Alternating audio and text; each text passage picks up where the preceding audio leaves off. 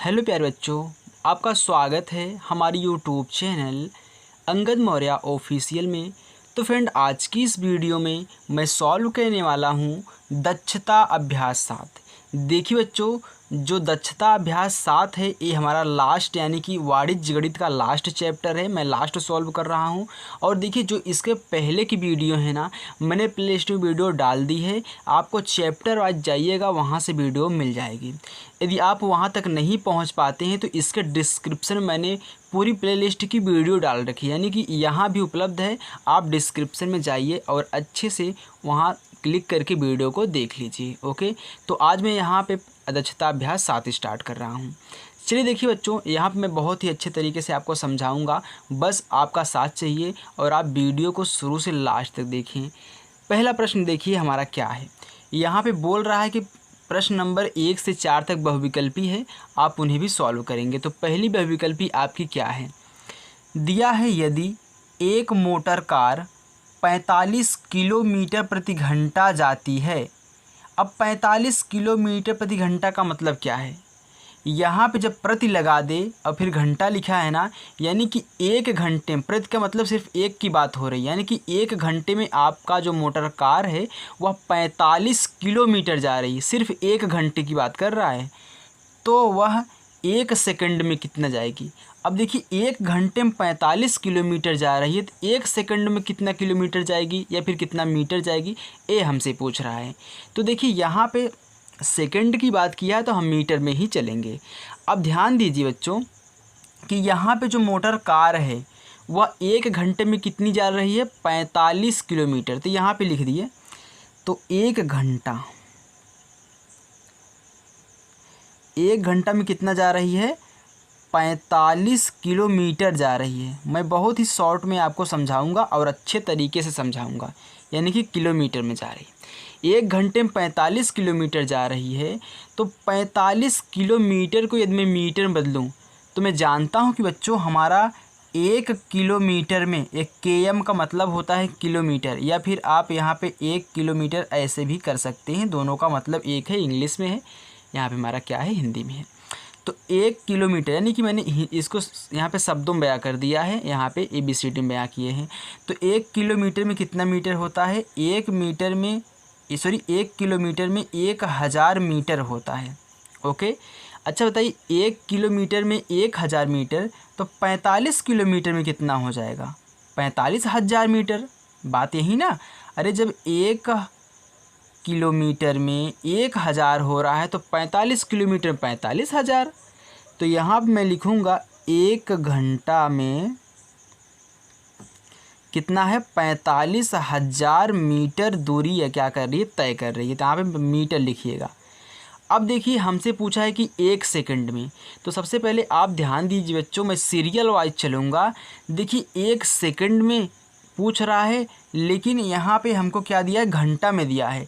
तो सबसे पहले मैं घंटा से, यानी कि घंटा से चेंज करके मिनट में जाऊँगा, फिर मिनट से चेंज करके सेकंड में जाऊंगा, ताकि आपको अच्छे से समझ में आ जाए। चलिए, अच्छा बताइए, एक घंटा में कितना मिनट होता है, एक घंटा में बच्चों होता है 60 मिनट। एक घंटा में कितना होता है, 60 मिनट। यानी कि इसका मतलब ये हुआ कि यह 60 मिनट में कितनी दूरी तय कर रही है, वही 45,000। दूरी तो सेम रहेगी ना, बस यहाँ पे जो है, यहाँ पे यूनिट जो है क्या हो रही है, चेंज हो रही है समय की। अब फिर देखिए 60 मिनट। अब 60 मिनट में यहाँ पे मैं आपको लिख भी दे रहा हूँ, आप याद कर लीजिएगा। 60 मिनट में कितना सेकंड होता है, 60 मिनट में होता है 3600 सेकंड। कितना होता है, 3600 सेकंड होता है 60 मिनट में।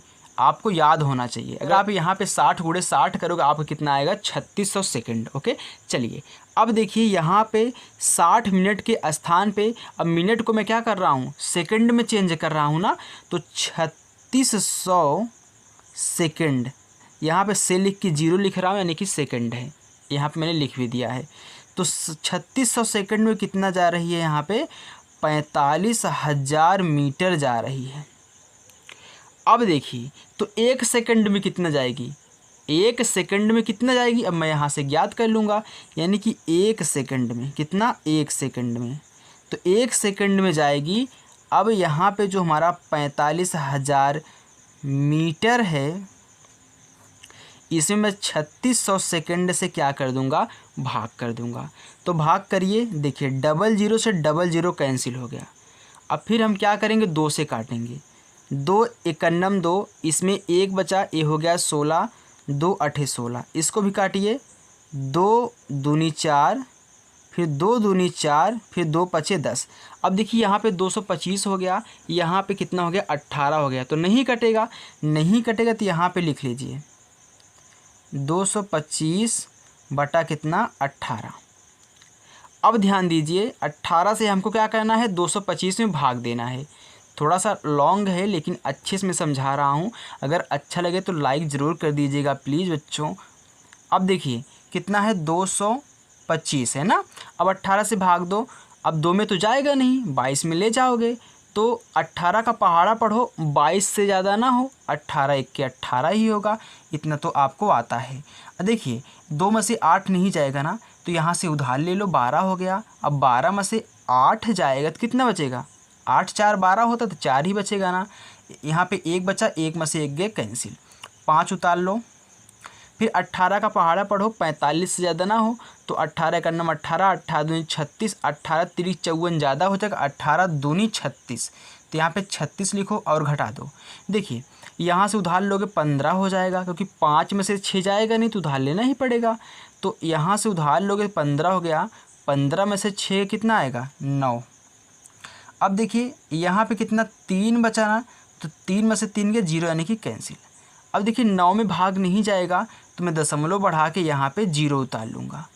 अब 18 का पहाड़ा पढ़िए, 90 से ज़्यादा ना हो, तो हम जानते हैं कि 18 पचे 90 होता है, तो 18 पचे कितना, 90। अब देखिए पूरा पूरा कट गया, कुछ नहीं बचा, तो हमारा जो भागफल कितना आया है, 12.5। तो यहाँ पे हमारा भागफल भाग करने पे आया है 12.5 मीटर। ओके बच्चों, तो ये हमारा क्या हो गया, इसका आंसर हो गया।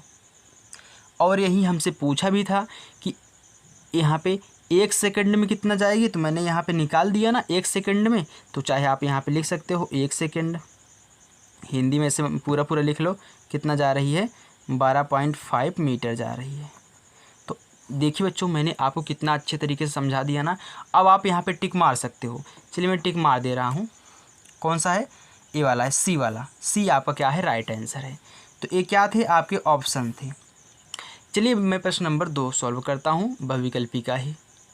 बच्चों देखिए हमारा प्रश्न नंबर 2 कह रहा है कि यदि 6 आदमी एक काम को 4 दिन में करते हैं, तो उसी काम को 3 आदमी करेंगे, यानी कि कितने दिन में करेंगे। तो चलिए मैं यहाँ पे प्रतिलोम अनुपात लगा देता हूँ, यानी कि प्रतिलोम समानुपात लगा देता हूँ। देखिए तो सबसे पहले हम लिखेंगे आदमी, आदमी ओके। फिर इसके बाद मैं लिखूँगा यहाँ पे दिन, तो चाहे आप पहले दिन लिख लीजिए या फिर चाहे आप जो लिख लीजिए, आपकी मर्ज़ी है। तो सबसे पहले यहाँ पे आदमी, देखिए हमको 2 बार दिया है तो मैं पहले आदमी ही लिख ले रहा हूँ। तो कि देखिए 6 आदमी, तो पहले 6 कितने दिन में, 4 दिन में। फिर देखिए 3 आदमी, तो 3 हो गया, कितने दिन में, हम मान लेते हैं x दिन में। तो यहाँ पर देखिए बढ़ रहा है ना, तो ऐसे 3 लगा दूँगा, इसको नीचे डाउन करूँगा। चलिए अब देखिए यहाँ पे अनुपात निकालिए, तो 6:3 समानुपात x अनुपात 4। ओके। अब देखिए क्या करिए, यहाँ पे गुणा करा लीजिए, यानी कि अंदर का अंदर बाहर का बाहर। तो 3 का गुणा x में कितना हो गया, 3x बराबर 6 का गुणा 4 में, तो 6 गुणे कितना हो गया, 4। तो x 3x बराबर कितना, 6 चौका 24, फिर x बराबर 24/3, तो 3 एकन्नम 3, 3 8 24, तो x का मान हमारा कितना आ गया, 8। और यही जो हमने माना था कि यहाँ पे x दिन में करेंगे, तो वो कितना आ गया, 8। तो यही आपका क्या हो गया, C 8 दिन में करेंगे। ओके, तो ऐसे आपको लगाना है। चलिए अब प्रश्न नंबर 3 सॉल्व करते हैं। देखिए बच्चों हमारा प्रश्न नंबर 3 है, कह रहा है कि यदि राम 5 दिन में किसी काम का 1/4 भाग कर सकता है तो वह पूरा काम करेगा। अब पूरा काम पूछ रहा है, यानी कि 1/4 का मतलब क्या होता है कि 4 में क्या कर रहा है, 1 भाग कर रहा है। और पूरा काम का मतलब क्या, पूरा 1 कर दे, यानी कि 1/4 यानी कि 4 का 1 भाग कर रहा है। 2/4 2/4 का मतलब 4 का 2 भाग कर रहा है। 3/4 यानी कि 4 का 3 भाग। तो जैसे मैं 4/4 करूँगा तो पूरा 1 काम हो जाएगा कट के, यानी कि यही 1 काम पूछ रहा है कि टोटल यानी कि पूरा काम कितने दिन में करेगा। ओके, तो चलिए मैं आपको अच्छे से समझाता हूँ। देखिए यहाँ पे राम 1/4 भाग कितने दिन में कर रहा है, 5 दिन में। तो लिखूँगा राम 1/4 भाग काम करता है कितना दिन बच्चों, 5 दिन में। ओके, और फिर देखिए तो राम 1 काम कितने दिन में करेगा, राम 1 भाग काम करेगा, या फिर 1 भाग ना करके यहाँ पे आप पूरा काम भी लिख सकते हैं, या फिर 1 काम या फिर 1 भाग काम, चाहे जो आप लिख लीजिए। तो देखिए अगर मैं यहाँ पे 5 में 1/4 का भाग कराऊँगा, ये संख्या पलट जाएगी, क्या हो जाएगा, 4 ऊपर जाएगा 1 नीचे ही रहेगा। तो 5 गुणे, देखिए ये 4 जब पलटूंगा ऐसे उठा के ना, देखिए तो 4 कहाँ जा रहा है, ऐसे पलटूंगा तो 4 ऊपर जाएगा, तो 4/1 नीचे हो जाएगा। अब देखिए नीचे 1 हो गया तो कुछ कटेगा नहीं, तो सामने सामने गुणा करा लेंगे, तो 5 चौका 20। अब 20/1 मत लिखना, सिर्फ 20 ही इसको लिखना है, क्योंकि 20 को 20 ही लिखना, 20/1 लिखने से कोई मतलब नहीं है। यानी कि 20 दिन में 1 भाग काम पूरा करेगा, तो कितना, 20 दिन में। तो आपका ऑप्शन नंबर ए आपका राइट आंसर है। आप समझ गए ना। देखिए राम 1/4 भाग काम करता है कितने दिन, 5 दिन में। तो 1 भाग काम कितने दिन में करेगा, इतने दिन में, वही पूछ रहा है। तो ये आपका क्या होगा, टोटल पूरे की पूरा काम 20 दिन में करके निमका देगा। चलिए अब मैं प्रश्न नंबर 4 की तरफ चलता हूँ। चलिए देखिए प्रश्न नंबर 4 क्या है, कह रहा है कि 3 मजदूर किसी मकान की सफ़ेदी, यानी कि उसको सफ़ेदी यानी कि पेंट करने में 20 दिन में कर सकते हैं। यानी कि 3 मजदूर हैं, किसी मकान की सफ़ेदी को 20 दिन में कर सकते हैं। यदि सफ़ेदी 6 दिन में करानी हो, यानी कि सफ़ेदी 20 दिन में नहीं 6 दिन में करानी हो, तो काम पर लगने वाले मज़दूरों की संख्या होगी। अब देखिए यहाँ पे 20 दिन लग रहे थे तो 3 मज़दूर थे। अब यहाँ पे दिन कम हो रहा है तो मज़दूरों की संख्या अधिक हो जाएगी। तो आपको 6 दिन में कराना है, अब 20 दिन में अब नहीं कराना है। तो यहाँ पे देखिए 2 बार क्या दिया है, दिन दिन दिया है ना। तो यहाँ भी आपको क्या करना पड़ेगा, हमें प्रतिलोम यहाँ पे समानुपात लगाना पड़ेगा। तो देखिए सबसे पहले आप क्या लिखोगे, दिन या फिर दिनों की संख्या,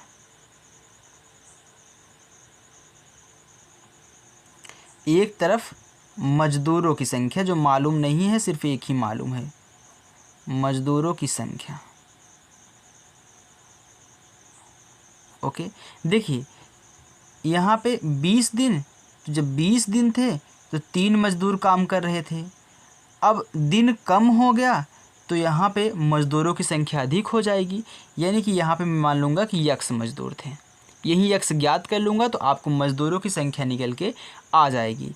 तो यहाँ पे देखिए बढ़ रहा है तो इसको ऊपर का तीर ऐसे लगा दो, और यहाँ पे देखिए अब ए बढ़ेगा, क्योंकि यहाँ पे मज़दूर अब कम थे लेकिन अब अधिक हो रहे थे, यानी कि कम से अधिक, यहाँ अधिक यहाँ भी कम से अधिक, यानी कि ये इधर बढ़ रहा है तो ये इधर बढ़ रहा है। चलिए अब देखिए, तो यहाँ पे मैं अनुपात निकालूंगा तो 20:6, फिर समानुपात यक्स अनुपात 3। तो आंतरिक और बाह्य का करा लीजिए। तो 6 का गुणा यक्स में, तो 6 गुणे यक्स हो गया बराबर 20 का 3 में, तो 20 गुणे 3 हो गया। अब यक्स बराबर 20 गुणे 3 बटा ये 6 गुणा करा, इसमें भाग करेगा तो 6। अब काट दीजिए, देखिए तो 3 दूनी 6, 3 एकन्नम 3, फिर 2 से काटिए, 2 एकन्नम 2, 2 दहम में 20। तो यक्स का मान आपका कितना निकल कर आया 10। ये क्या था, मजदूर हमने माना था ना, तो यही क्या है हमारे मजदूर हैं, यानी कि 10 आपका क्या हो जाएगा, राइट आंसर हो जाएगा कि 10 मजदूर लगेंगे। ओके बच्चों, चलिए अब प्रश्न नंबर 5 की तरफ। चलो बच्चों, प्रश्न नंबर 5 देखिए, कह रहा है कि एक व्यक्ति अपने मासिक वेतन का 80% खर्च करता है। यदि उसकी मासिक बचत 1200 रुपये हो तो उसका मासिक वेतन कितना था। अब मैं आपको समझा देता हूँ थोड़ा सा लैंग्वेज, ताकि आपको समझ में आ जाए। तो देखिए यहाँ पे बोला है मासिक वेतन। मासिक वेतन का मतलब क्या होता है, मासिक वेतन का मतलब होता है बच्चों कि महीने का वेतन। मासिक वेतन यानी कि महीने का वेतन। ब्लर हो रहा है थोड़ा सा वीडियो, रुक जाइए। हाँ ठीक है, महीने का वेतन यानी कि एक महीने का 80% खर्च करता है, यानी कि मासिक वेतन का 80% वो क्या कर रहा है, खर्च कर रहा है। यदि उसकी मासिक बचत यानी कि महीने की बचत कितनी हो, 1200 हो, तो उसका मासिक वेतन कितना, यानी कि महीने का वेतन उसका कितना था, जो कि इतना बचा है उतना खर्च किया है। तो मैं मान के चलता हूँ कि व्यक्ति का जो मासिक वेतन था वह क्या था, 100% था। तो यहाँ पे मैं मानूंगा, क्योंकि परसेंटेज की बात है तो हमेशा परसेंट को बच्चों 100% मान के चला करिए। तो चलिए यहाँ पे मान लीजिए कि माना व्यक्ति का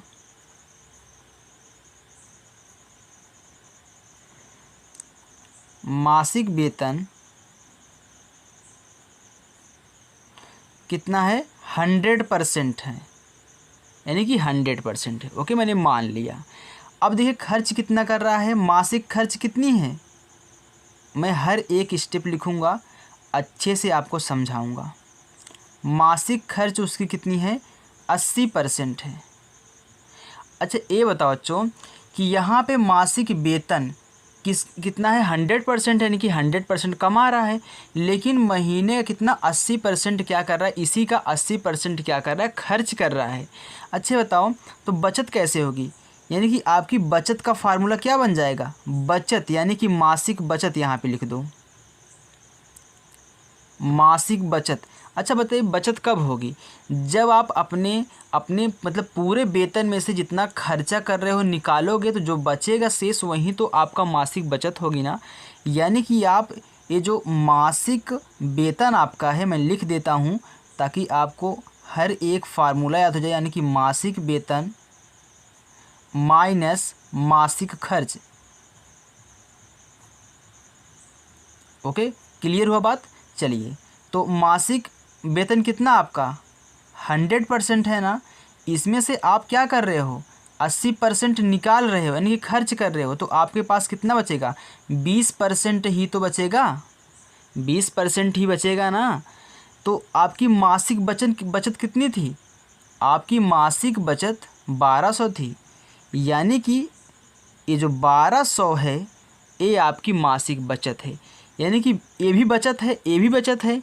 तो क्या ये 20% 1200 के बराबर नहीं है ना, यही तो बचा है, इधर परसेंट में बचा है बच्चों, इधर क्या है, रुपया में बचा हुआ है। तो इसको मैं ऐसे कर देता हूँ, 20% इधर लिख देता हूँ और इसको उठा के इधर कर देता हूँ, यानी कि मैंने इसको इधर लाया ना, कुछ चेंज किया ना, इसको इधर ले गए कुछ चेंज की, बात बराबर है, चाहे आप ऐसे लिख दो या इसको करके इधर लिख दो। ओके, ये मत सोचिएगा कि मैंने चिन्ह नहीं बदला, देखिए मैंने इसको लाया पूरा उठा के ना, जब नहीं बदला तो इसको भी नहीं बदला, बात बराबर हो गई। चलिए अब देखिए 20% इतना है, तो 1% कितना होगा, 1% तो 20 से इसमें भाग कराओगे ना, तो यानी कि 1200 बटा कितना 20, एक जीरो से एक जीरो कैंसिल, 2 एकन्नम 2, 2 छक्के 12, यानी कि 60 आ गया। अब देखिए बच्चों समझने वाली बात क्या है, समझने वाली बात यह है कि अगर 1% आपका 60 रुपया है, तो मैंने यहाँ पे क्या मान रखा था कि मासिक क्या है 100% है। अगर यही 100% हमको मालूम हो जाए, ये जो मैंने माना है, तो हमको यानी कि पूरा उनका मासिक वेतन पता चल जाएगा। तो 1% इतना है, तो इसी में 100 से गुणा कर देता हूँ। 1% में अगर मैं 100 से गुणा करूँगा तो 100% हो जाएगा। तो यहाँ पे 60 गुणे 100 इधर भी कर दिया, इधर भी कर दिया, इधर भी कर दिया। एक पूरा कितना हो गया, ये 100% हो गया, और ये कितना हो गया, 6,000 रुपये हो गया। यानी कि 100% हमारा कितना है, 6,000 रुपया है। अच्छे समझ में आ गया ना। मैंने इधर भी 100 का गुणा कराया, इधर भी 100 का गुणा कराया। क्यों? क्योंकि हमको 100% चाहिए था, 1% नहीं। मैंने 1% मालूम कर लिया, तो उसमें 100 से गुणा करा दिया। इधर हो गया 100%, इधर हो गया 6,000। देखिए बच्चों, ये जो आपका आया है 6,000, यही 6,000 आपकी क्या है, मासिक वेतन है। क्योंकि हमसे क्या पूछा था, हमसे क्या पूछा था कि मासिक वेतन कितना है, तो मासिक वेतन कितना है, 6,000 रुपया है। तो ये आपका आंसर हो जाएगा। ओके, तो चलिए बच्चों, अब हम चलें प्रश्न नंबर 6 की तरफ। चलिए मूव करते हैं। चलिए बच्चों, यहाँ पे देखिए हमारा प्रश्न नंबर 6 क्या कह रहा है कि एक रेलगाड़ी 450 मीटर लंबी है। यानी कि रेलगाड़ी की लंबाई कितनी है, 450 मीटर। वह बिजली के खंभे को 22 सही 1/2 सेकंड में पार कर जाती है। गाड़ी की चाल किलोमीटर प्रति घंटा में ज्ञात कीजिए। ओके, यानी कि एक रेलगाड़ी है। अब मैं रेलगाड़ी तो यहाँ पे ऐसे बना नहीं पाऊँगा, तो चलिए फिर भी मैं कोशिश करता हूँ। ये क्या है, रेलगाड़ी है। ठीक, चलिए रेलगाड़ी कुछ भी हो गया, समझो एक रेलगाड़ी है। ठीक है, एक रेलगाड़ी क्या बन गया, चलिए रेलगाड़ी है, तो इसके पहिए लगे हैं। ये क्या है, रेलगाड़ी है। ठीक, चलिए ये रेलगाड़ी है। अब देखिए जो रेलगाड़ी है, एक बिजली का खंभा है, एक पोल है, बिजली का खंभा है, इसमें तार लगे हुए हैं। ये इसको क्या कर रही है, पार कर रही है। यानी कि पार करने में इसे कितना सेकंड लग रहा है, 22 से ही 1/2 सेकंड का टाइम लग रहा है। इतना सेकंड लग रहा है। तो इसको मैं अगर भिन्न में बदल दूं, साधारण में, देखो 22 दूनी 44, 44 में एक जोड़ें कितना, 45/2 हो जाएगा, इतना सेकंड। ठीक, चलिए यानी कि आपका जो टाइम लग रहा है, कितना लग रहा है समय, इतना सेकंड लग रहा है। चलिए समय हो गया। अब देखिए कह रहा है कि रेलगाड़ी 450 मीटर लंबी है। देखिए जितनी लंबी रेलगाड़ी होती है वह उसकी क्या होती है, एक दूरी होती है। यानी कि रेलगाड़ी खुद की लंबाई के बराबर दूरी यहाँ पे तय करेगी। तो यहाँ पे जो आपकी दूरी हो जाएगी कितनी है, 450 मीटर। ओके, चलिए यानी कि जो बिजली के खंभे को पार कर रही है। तो रेलगाड़ी की चाल किलोमीटर प्रति घंटा में ज्ञात कहना है। अच्छा ये बताइए बच्चों कि यहाँ पे देखिए, अगर मैं रेलगाड़ी की चाल ज्ञात करूं, रेलगाड़ी की चाल, तो लिखिए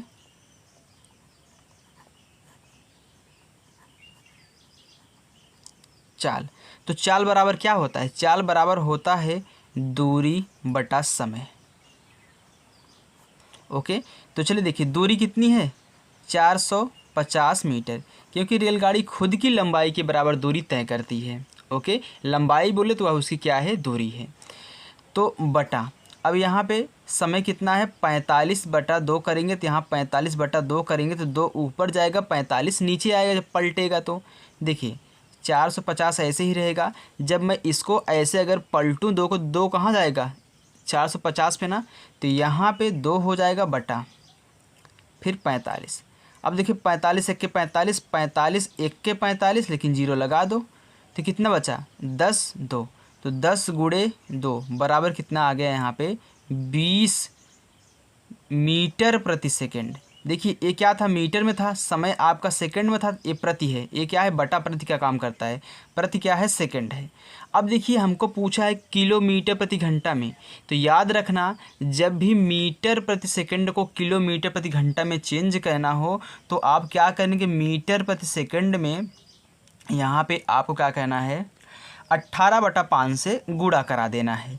तो 18/5 से, तो 5 × 9 5, 5 चौका 20, तो कितना आया, 4 गुणे 18, ये कितना आ गया, 18 चौक 72 किलोमीटर प्रति घंटा। ओके, ये क्या हो गया, 72 किलोमीटर प्रति घंटा हो गया। तो मैं आपको यहाँ पे लिखा देता हूँ ताकि आपको अच्छे से समझ में आ जाए कि कब किलोमीटर प्रति घंटा को जब मीटर प्रति सेकंड में चेंज करना हो क्या करेंगे। देखिए, जब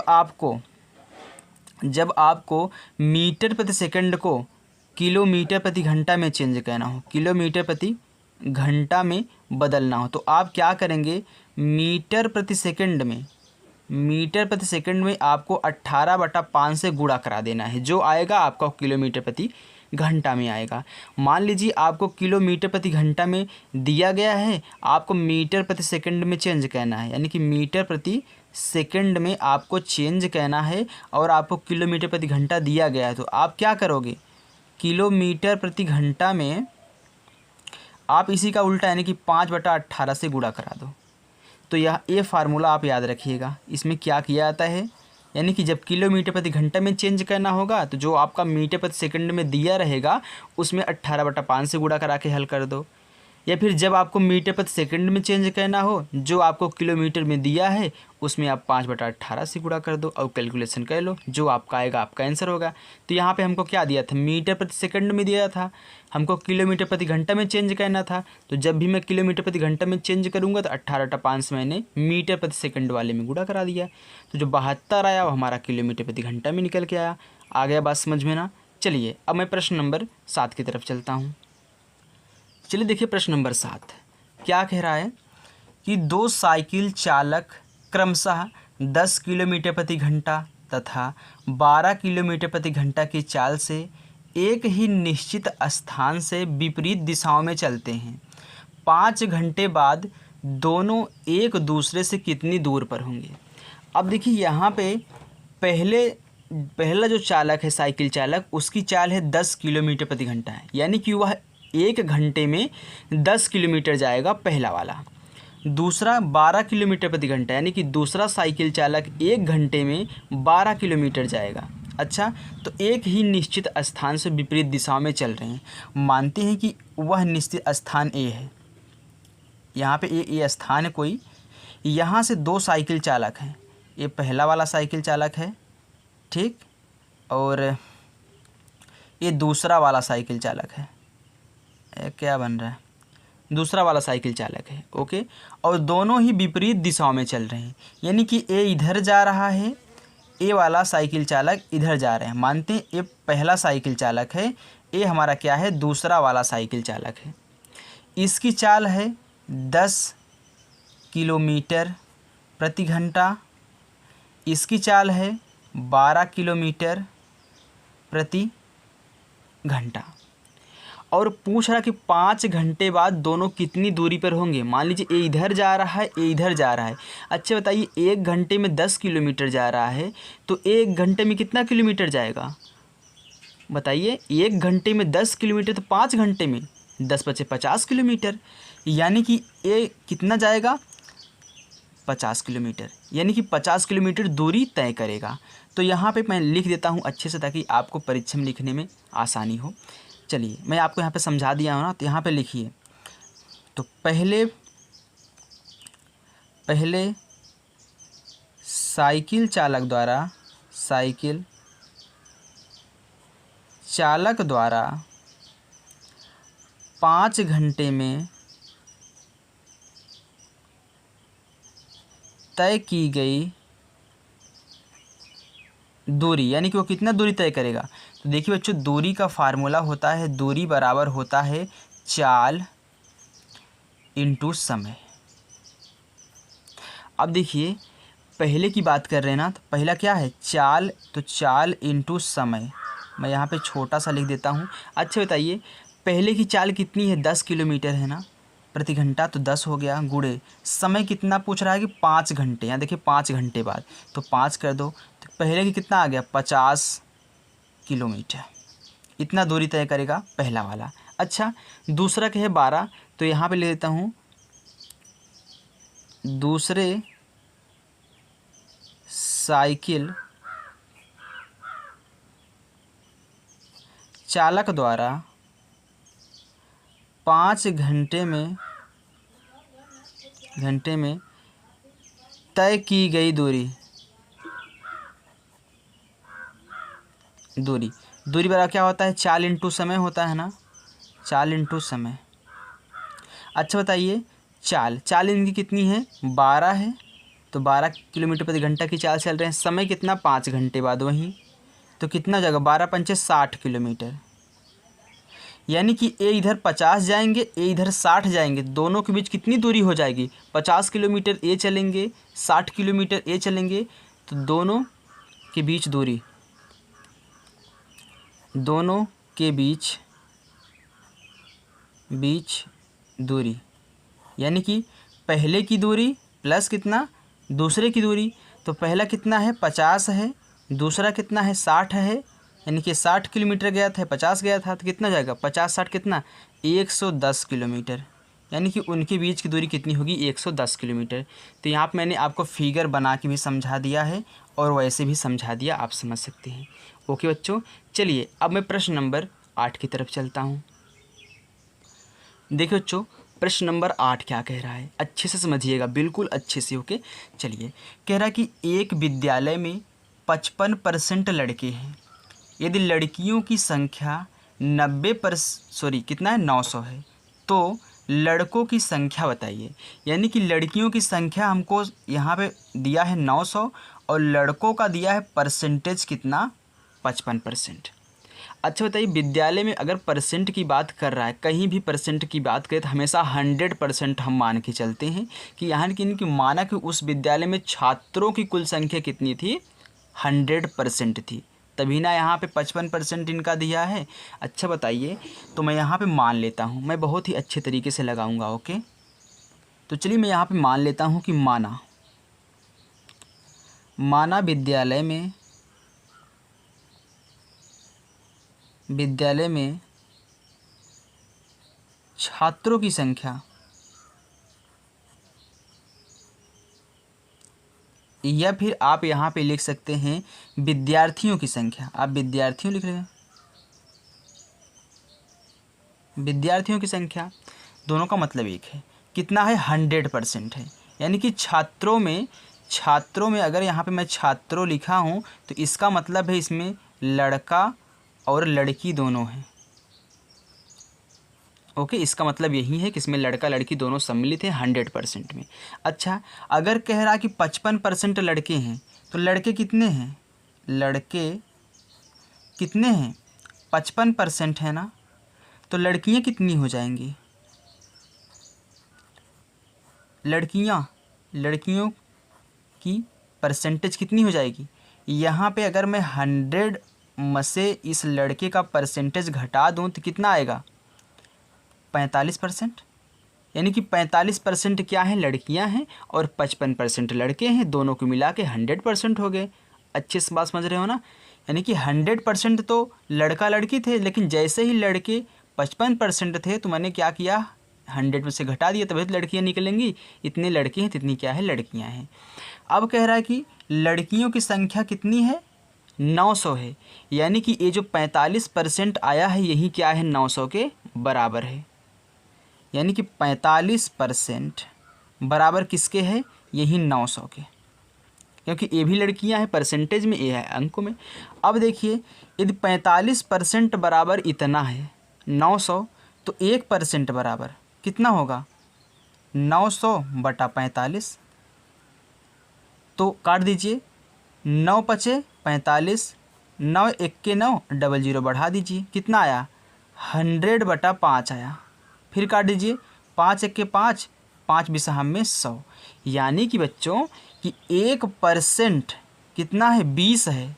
तो हमको क्या निकालना है, 100%। यानी कि मैं पता करूँगा कि उस क्लास में कुल छात्रों की संख्या कितनी थी। अगर मुझे 100% मालूम हो जाए तो वह आपका निकल जाएगा। यानी कि अगर 1% 20 है तो 100% कितना होगा, तो मैं क्या करता हूँ, इसमें 100% 100 का गुणा कर देता हूँ, तो इसमें भी मैं 100 का गुणा करूँगा। यानी कि कितना हो गया, 100% हो गया, बराबर कितना हो गया, 2000। यानी कि 100% 2000 है। यानी कि ये क्या है, कुल छात्रों की संख्या आई है ना, जो हमने माना था, छात्रों की संख्या। और इसमें क्या थे, 100% में क्या थे, लड़का लड़की दोनों थे। यानी कि ये जो हमारा 2000 आया है, इसमें क्या है, लड़का भी है और लड़की भी दोनों हैं, क्योंकि देखिए यहाँ पे मैंने क्या माना था 100% छात्रों की संख्या, तो लड़का लड़की थे तो 100% आया कितना 2000, यानी कि उस क्लास में कितने 2000 बच्चे थे। अब कह रहा है कि लड़कों की संख्या ज्ञात कीजिए। अच्छा, अगर लड़कियां 900 हैं तो लड़के कितने होंगे, तो लिखिए लड़कों की संख्या, लड़कों की संख्या कैसे निकालेंगे, तो आपको क्या करना है, इसी 2000 में से आप लड़कियों की संख्या को माइनस कर दो, कितना आएगा, तो 900 है ना, तो आपका आ जाएगा यहाँ पे 1100। तो इतने क्या है, लड़के हैं, तो ऐसे ही निकालना है आपको। 100% मानना है, लड़के हैं 55 तो लड़कियां हो जाएंगी 45। जब लड़कियां 45% हैं तो यहाँ पे आपको दिया है कि लड़कियां कितनी हैं 900 हैं, तो यही 45% 900 के बराबर हो गया। आपने 1% निकाल लिया तो आपका आ गया 900, इसे भाग हो जाएगा 45, तो कट गया, कितना आ गया 20, यानी कि 1% 20 है, तो हम 100% निकाल सकते हैं। मैंने 100 से गुणा कर दिया, इधर भी 100 से गुणा कर दिया, क्योंकि यहाँ पे समीकरण कहता है कि दोनों तरफ बैलेंस रहना चाहिए। अगर 100 इनको दे रहे हो तो हमको भी 100 दो, तो मैंने इनको भी 100 से गुणा किया, इनको भी 100 से गुणा किया, तो 100% आया 2000। अब 2000 क्या था, कुल छात्रों की संख्या थी, यानी कि कुल छात्रों मतलब क्या, उसमें लड़का लड़की दोनों थे, यानी कि 2000 में लड़का लड़की हैं। अगर यहाँ पे लड़कियों की संख्या मैं कह दूँ 900 है, तो उसमें से घटा दोगे 2000 में से तो लड़के निकल के आ जाएंगे, तो वहीं पूछा था। बात समझ में आ गई ना। चलिए बच्चों, अब प्रश्न नंबर 9 की तरफ। चलो बच्चों, प्रश्न नंबर 9 देखो, एक परीक्षा में गणित में कुल 45%, विज्ञान में कुल 25% विद्यार्थी अनुत्तीर्ण हुए हैं। अब अनुत्तीर्ण का मतलब क्या होता है, मैं यहाँ पे लिख देता हूँ, अनुत्तीर्ण इसका मतलब होता है फेल,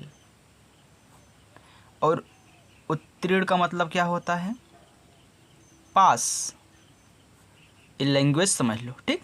चलिए, यानी कि फेल हो गए, 45% गणित में फेल हो गए, 25% क्या है साइंस में यानी कि विज्ञान में फेल हो गए।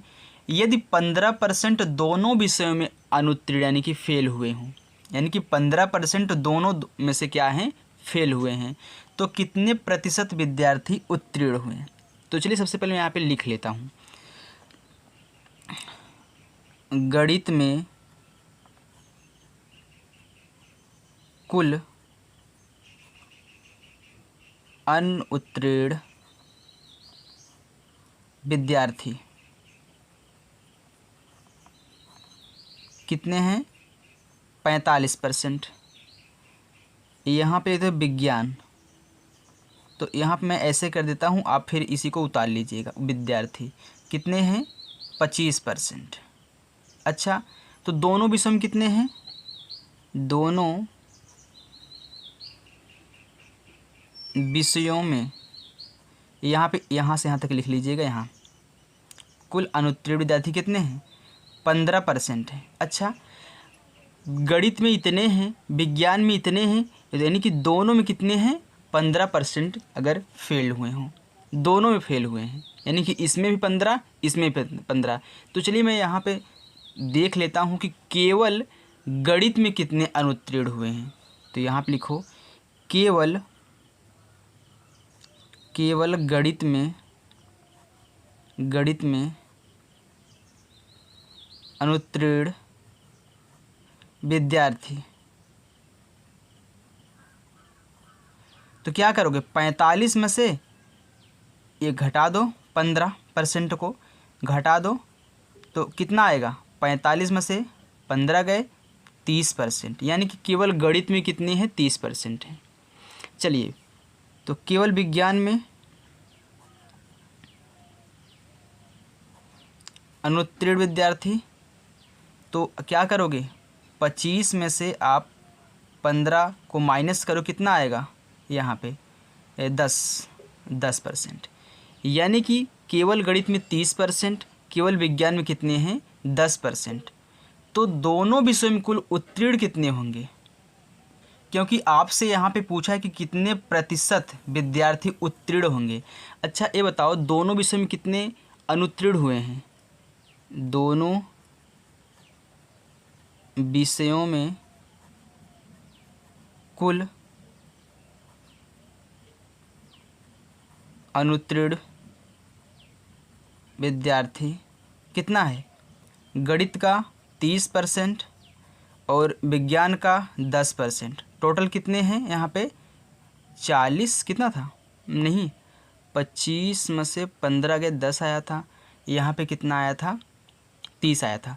और दोनों विषयों में और यहाँ पे 15% तो और है ना, 15% और है, क्योंकि दोनों में मिला के इतने हुए हैं 15% और। टोटल कितना हो जाएगा? 30 10 40 10 50 5 55%। कुल कितने हैं? 55% क्या हैं? अनुत्तीर्ण हैं।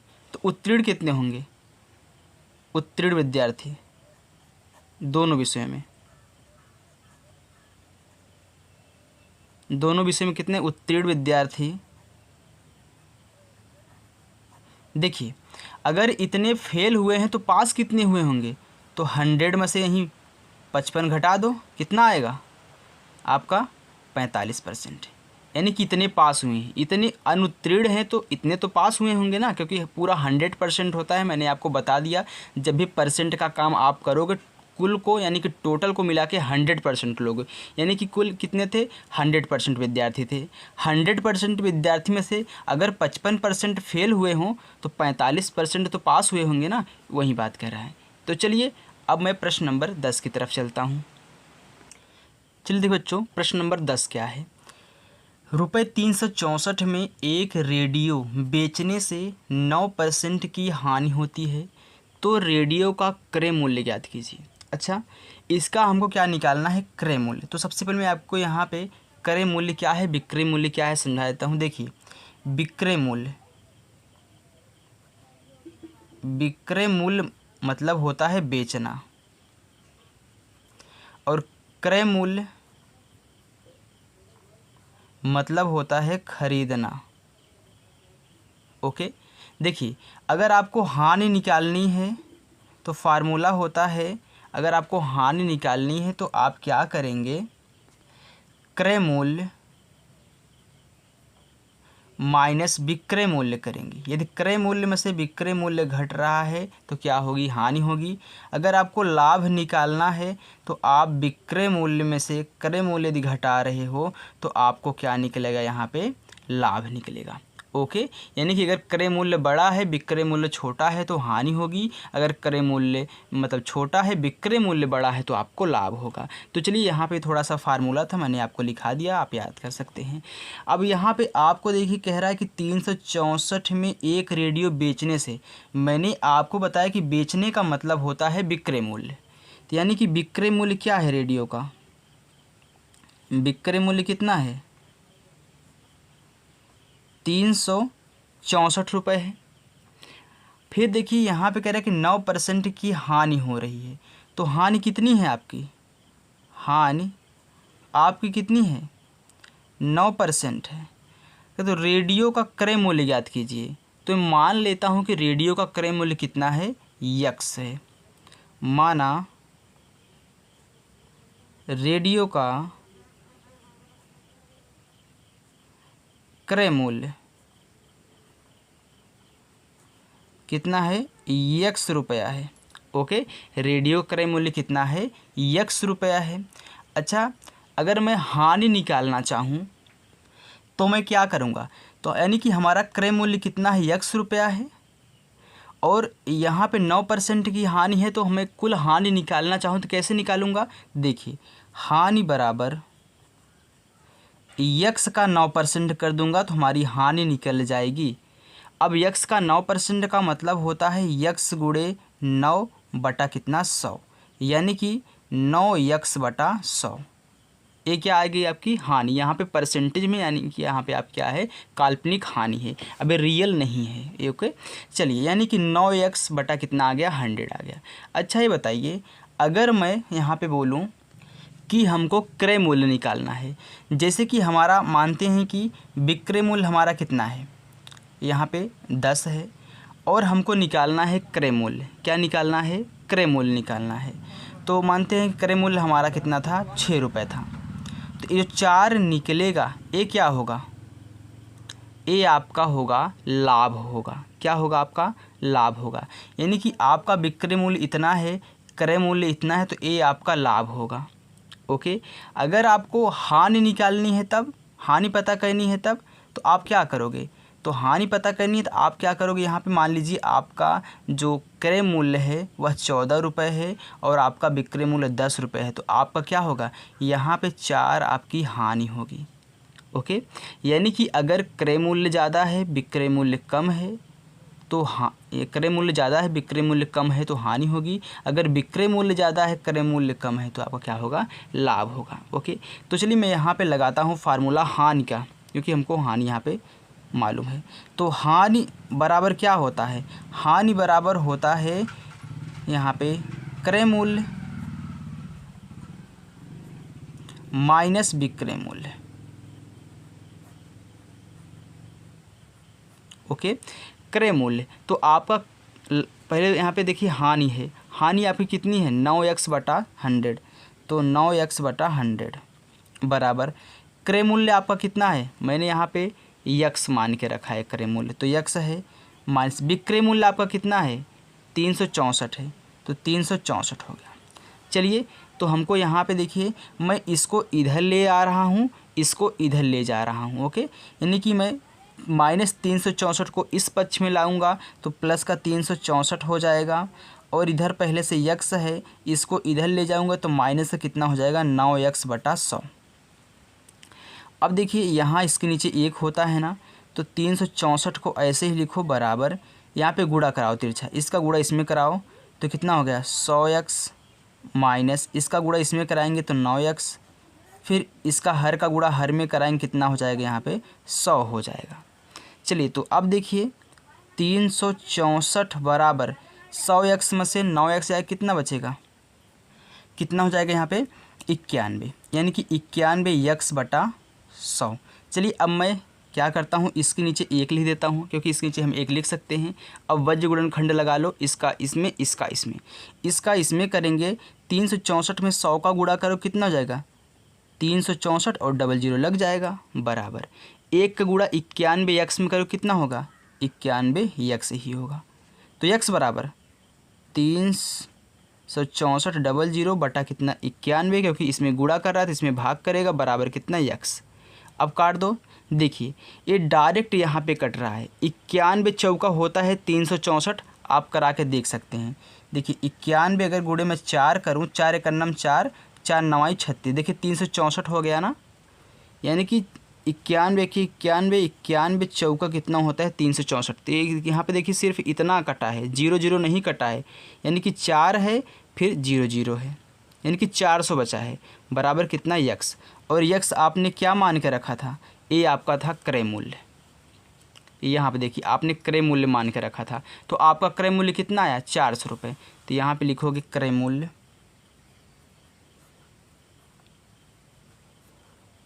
आपने क्या माना था यक्स माना था, ये आपका कितना निकल के आया 400 रुपये। तो देखिए यहाँ पे मैंने कितने आसान तरीके से आपको बता दिया, बस आपको यहाँ पे फार्मूला लगाते हुए जाना है और अच्छे से अपने क्वेश्चन को सॉल्व करना है। ओके, तो चलिए अब मैं प्रश्न नंबर चलता हूँ 11 की तरफ। चलिए बच्चों, यहाँ पे देखिए दिया है साड़ियों की सेल में 20% की छूट मिलने पर 720 अंकित मूल्य की साड़ी कितने रुपए मिलेगी। अब देखिए अंकित मूल्य क्या है, अंकित मूल्य, तो बच्चों अंकित मूल्य को एक और नाम से जानते हैं बाजार मूल्य, बाजार मूल्य। अच्छा दादा अंकित मूल्य क्या है जानते हो, यानी जो आप साड़ी खरीदते हो साड़ी पर जो एक स्टिकर चिपकाया जाता है उस पर उसका रेट लिखा होता है, यानी कि वही क्या है उसका अंकित मूल्य है, यानी कि मूल्य जो है अपने मन से उस पर लिखा गया है, अंकित करके दिया गया है, यानी कि जो लाते हैं ना अपने तरफ से उसको यहाँ पे मार्किंग करते हैं, तो वही क्या है आपका अंकित मूल्य है। ओके, तो अंकित मूल्य आपका कितना है 720 रुपये है। मैं यहाँ पे अच्छे से लिख देता हूँ, ये तो मैं आपको समझाया हूँ। देखिए अंकित मूल्य कितना है, अंकित मूल्य अगर आप और अच्छे से लिखना चाहते हो तो यहाँ पे लिख लेना साड़ी का अंकित मूल्य। ओके, साड़ी का अंकित मूल्य अच्छा लगेगा। कितना है आपका 720 रुपया है, ताकि जब आप अच्छे से पेपर दे तो उसमें ऐसे ही लिखना। यहाँ पे देखिए छूट कितनी है आपकी, तो छूट को ऐसे ही लिखना, छूट आपकी है 20%, यानी कि इस अंकित मूल्य पर हमको 20% की छूट मिल रही है। तो हम छूट कैसे निकालेंगे? तो छूट बराबर होगा आपका यहीं 720 का करो, पहले 720 का 20% निकाल दो, यानी कि 720 का मतलब होता है गुणा, 20% का मतलब 20/100 होता है। एक जीरो से एक जीरो, एक जीरो से एक जीरो। अब देखिए 72 गुणे कितना 2 आया, कितना आपका 72 दुने कितना होता है 144। 144 क्या है, आपको छूट मिल रही है 144 रुपये की। 720 में से आपको 144 रुपये नहीं देने हैं। तो आपको यहाँ पे पूछा है कि साड़ी कितने रुपए में मिलेगी। ओके, यानी कि आपको यहाँ पे क्रय मूल्य ज्ञात कहना है। क्या कहना है? क्रय मूल्य। ये मिलेगी पूछा है ना। अब देखिए एक बात इसमें कन्फ्यूजन क्या होती है। देखिए आप साड़ी को खरीद रहे हो, आप साड़ी को खरीद रहे हो तो आप क्या कर रहे हो? आप क्रय कर रहे हो। लेकिन दुकानदार साड़ी को बेच रहा है तो वह उसका विक्रय मूल्य होगा, यानी कि जिस मूल्य पे आपको देगा। मानते हैं कि आपने यहाँ पे आपको साड़ी कितने रुपये मिली, तो साड़ी का मूल्य, यानी कि साड़ी जो आपको मिली है, साड़ी मिली कितने रुपए मिली आपको यहाँ पे 720 रुपये साड़ी पर लिखा गया था, जिसमें आपको दुकानदार ने 20% की छूट दे दी, यानी कि आपको उसमें से 144 रुपये नहीं देना है। आपने यहाँ पे निकाल लिया है 720 का 20% आपने निकाला, 144 आया।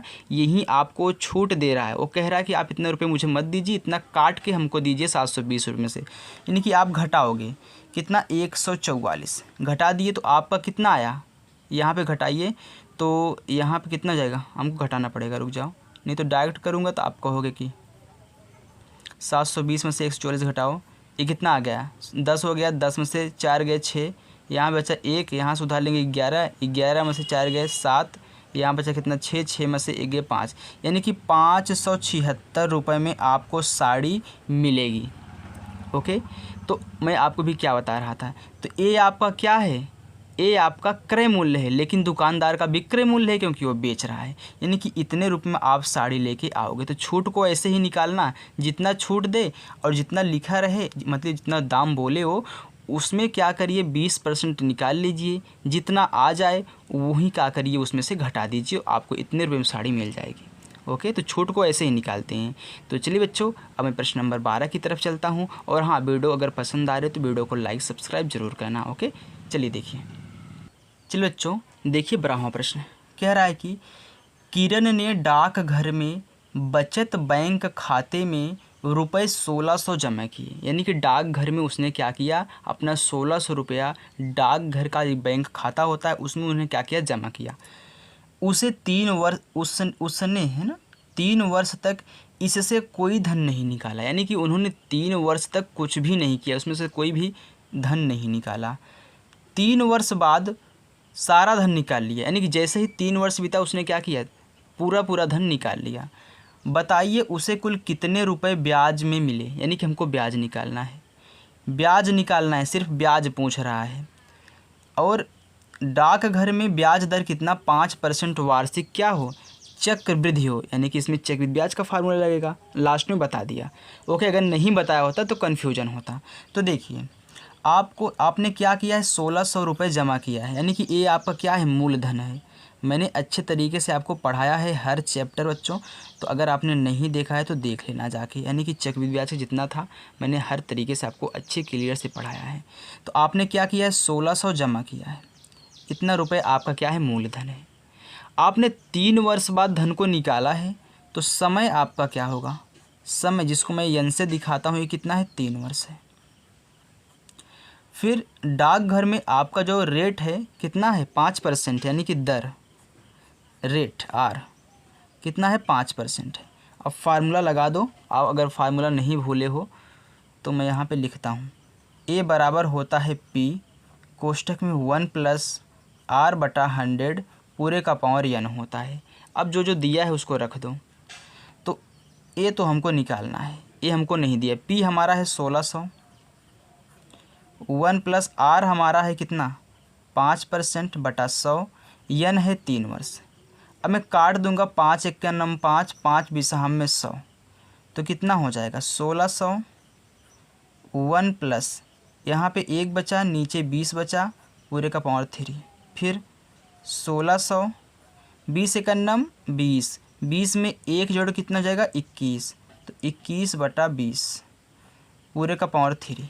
चलिए फिर 1600, ये 1600 ही ना, 16,000 तो नहीं है ना, नहीं 1600 है, तो 1600 गुड़े 21/20 गुड़े 21/20 गुड़े 21 बटा कितना 20। ओके, काटिए, 2 जीरो से ये 2 जीरो कैंसिल हो गया, 2 एकन्नम 2, 2 अठे 16, 2 एकन्नम 2, 2 चौका 8।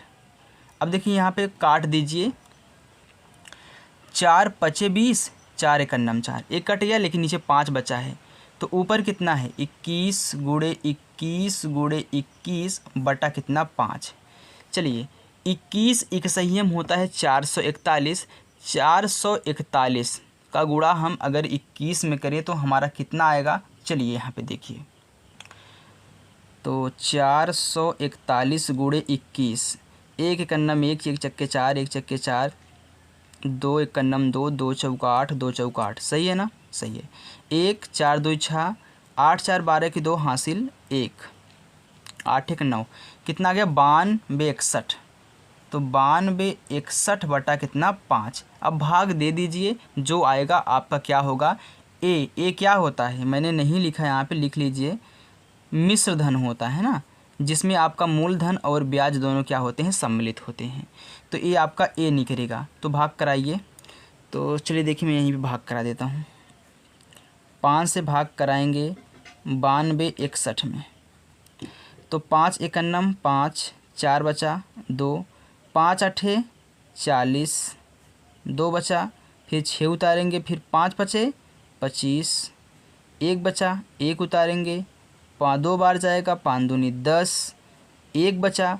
अब यहाँ पे कुछ नहीं बचा ना, दशमलव बढ़ा लीजिए और यहाँ पे 0 कर दीजिए, तो 5 दूनी 10, आपका पूरा क्या हो गया, कट गया, कितना आया 1852.2। ये आंसर आपका आया है 1852.2। ये आपका क्या है, ये आपका ए है, यानी कि आपका मिश्र धन है। मैंने आपको बताया इसमें ब्याज और मूलधन दोनों क्या होते हैं, मिले हुए होते हैं। तो आपको ब्याज निकालना है, तो ब्याज का फार्मूला मैंने क्या बताया था, आप चाहे चक विधि ब्याज लिखो बच्चों या फिर ब्याज लिखो, दोनों का मतलब एक है, सिर्फ आप ब्याज भी लिख दोगे ना तब भी आपका माना जाएगा। तो देखिए, तो आपका क्या होगा, चक विधि ब्याज बराबर होता है, आप क्या करें, मिश्र धन में से अगर आप मूलधन को घटाते हो तो आपका ब्याज मिलता है, तो आपका मिश्र धन निकला है 1852.2 माइनस मूलधन आपका 1600 था, यहाँ पे देख सकते हो 1600 मूलधन, तो मूलधन आपका 1600, तो 1600 घटा दीजिए, कितना आ रहा है, अगर आप 1852.2 में से अगर आप 1600 घटाते हो तो कितना आएगा 2 दशमलव, फिर यहाँ पे 2 5 2, ये कैंसिल, यानी कि कितना आ रहा है 252.2, तो 252.2 ये आपका क्या हो गया, आंसर हो गया। देखिए आप यहाँ पे आप जीरो बढ़ा सकते हैं, ऐसी कोई बात नहीं, आप कितना भी जीरो, जितना मन को उतना जीरो बढ़ा लेना। ओके, तो ये आपका क्या है, आंसर है। आंसर में यहाँ पे देखिए जीरो दिया है, तो आप बढ़ा भी सकते हैं, नहीं बढ़ा सकते, इससे कोई मतलब नहीं है, क्योंकि इसके दशमलव के बाद हम कितना भी जीरो बढ़ा सकते हैं, जैसे मैंने यहाँ पे अपने मन से बढ़ा लिया, इसके पीछे ज़रूरत होती है आप बढ़ा लेते, तो ऐसे ही है। ठीक, तो ये आपका राइट आंसर कितना है 252 पॉइंट, यानी कि 252.2 रुपये आपका ब्याज आ रहा है। ओके बच्चों, चलिए अब लास्ट हमारा प्रश्न नंबर 13। चलिए बच्चों 13वां प्रश्न देखिए, दिया है माजिद ने डाकघर में सावधि जमा खाते में 5,000 रुपये 2 वर्ष के लिए जमा किया, 2 वर्ष बाद उसे कितने रुपए मिले। अब देखिए यहाँ पे बात समझने वाली ये है कि कह रहा है कुल कितने रुपए मिले, यहाँ पे ब्याज की बात नहीं किया गया, यानी कि आपका टोटल अमाउंट पूछ रहा है, यानी कि पूरा रुपए पूछ रहा है, कि यानी कि पूरा रुपए उसे कितना मिला, इसका मतलब मिश्र धन पूछ रहा है। तो ब्याज आपकी कितनी है, 8% वार्षिक है, चक विधि है। चलिए देखिए, तो मैं यहाँ पे लिख लेता हूँ मूलधन। मूलधन आपका कितना है, 5,000 है, यानी कि P समझ जाइएगा। समय आपका कितना है, 2 वर्ष का है, और दर R आपकी कितनी है, 8% है, और वार्षिक है, यानी कि 1 वर्ष का 8% लग रहा है। चलिए देखिए, तो फार्मूला क्या होता है, A बराबर P कोष्टक में 1 + R/100 पूरे का पावर n। तो रख दीजिए P आपका है 5,000, यहाँ से 1 + R आपको कितना है, 8% बटा कितना, 100 पूरे का पावर कितना, 2। अब देखिए यहाँ पे आपको निकालना क्या था वो भी लिख लीजिए। आपको यहाँ पे सिर्फ मिश्र धन निकालना है, क्योंकि अगर टोटल बात करें ना तो मिश्र धन ही होता है, यानी कि A निकालना है जो यहाँ पे का निकलेगा। देखिए फिर 5,000 काट दीजिए, देखिए 4 दूनी 8, और फिर 4 कितना हो, 4 दूनी 8 हो गया ना, 4 25 हम में 100 हो गया। बचा कितना, यहाँ पे 1 बचा, यहाँ ऊपर 2 बचा, नीचे 25 बचा, उसका स्क्वायर। फिर देखिए 5,000 कितना हो जाएगा, 25 एक्के 25, 25 में 2 जोड़ोगे 27, 27 बटा 25 पूरे का 2। तो फिर 5,000 गुणे 27 बटा 25 गुणे 27 बटा कितना, 25। काट दीजिए, देखिए 25 से कन्नम 25, 25 दूनी 50, सिर्फ इतना काटे हैं, 2 जीरो बाकी है। फिर 25 एक्के 25, 25 अट्ठे 200 होता है। आप 5 से भी काट सकते हैं, 5 5 करके काट सकते हैं, क्योंकि 25 चौका 100 होता है, तो फिर 4 बार करेंगे 200 हो जाएगा, इसलिए मैंने यहाँ पे डायरेक्ट 25 अट्ठे 200 काट दिया। अब बचा कितना ऊपर, 8 गुणे 27 गुणे 27, तो 27 का यहाँ पे पहले गुणा करा लो, या फिर 27 गुणे 27 है ना, तो इसका वर्ग कर लो। वर्ग कैसे करता हूँ, आप इसका स्क्वायर करिए, 7 सत्ते 49, 2 का स्क्वायर के 2 दूनी 4, इसका इसमें गुणा कराइए, 2 सत्ते 14, 14 दूनी 28, तो एक अंक छोड़ के 28 जोड़ दो, यहीं आपका हो जाएगा 27 गुणे 27, यानी कि 8 4 12 के 2 हासिल 1, 4 729 होता है। आप चाहे अगर ऐसे करोगे ना, 27 गुणे 27 करोगे तब भी आपका 729 आएगा। तो मैंने यहाँ पे 27 गुणे 27 था, 27 का वर्ग निकाल दिया। वर्ग का मतलब क्या होता है, यहाँ पे 7 है, यार जना ही नहीं दे रहा है, यहाँ पे 7 है, ठीक। तो 27 गुणे 27 मतलब 27 का स्क्वायर होता है। तो आप ऐसे कर सकते हैं, फिर ऐसे कर लीजिए। आपको क्या करना है, फिर 8 से गुणा कराना है, तो इसमें 8 से गुणा करा लो, जो आंसर आया है 8 9 72 की 2 हासिल 7। फिर 8 दूनी 16, 16 और 7 कितना होता है, 7 6 13 यानी कि 23, 23 का 3 हासिल 2, 8 सते 56, 57 58 कितना आ गया यहाँ पे 58 32। तो 58 32 यानी कि 5,832 रुपये आपका क्या है, मिश्र धन है, जो आपसे पूछा गया था, यानी कि कुल राशि है। यहाँ पे लिख लो, कुल 5,832 रुपया मिलेंगे। तो ये आपका क्या हो गया, आंसर हो गया। तो हमें आशा है कि बच्चों आपको ये वीडियो पसंद आई होगी। बच्चों यदि आपने अभी तक सभी वीडियो को नहीं देखा है ना, तो मैं इसके डिस्क्रिप्शन में लिंक डाल रखा हूँ, वहाँ से जाइए, चैनल को सब्सक्राइब कर लेना और अच्छे से हर एक वीडियो को देखना। देखिए सब्सक्राइब करने से क्या फ़ायदा है कि जब भी मैं वीडियो बनाऊँगा, अपलोड करूँगा ना, तो आपके पास नोटिफिकेशन सबसे पहले जाता है, तो आप उसे देख लोगे। नहीं तो आपसे नहीं मिलेगा तो फिर प्लेलिस्ट में जाओगे, आपको पता चलना चाहिए कौन सा चैप्टर चल रहा है, क्या पढ़ाया जा रहा है। ओके बच्चों, तो चलिए मिलते हैं नेक्स्ट वीडियो में, तब तक के लिए बाय।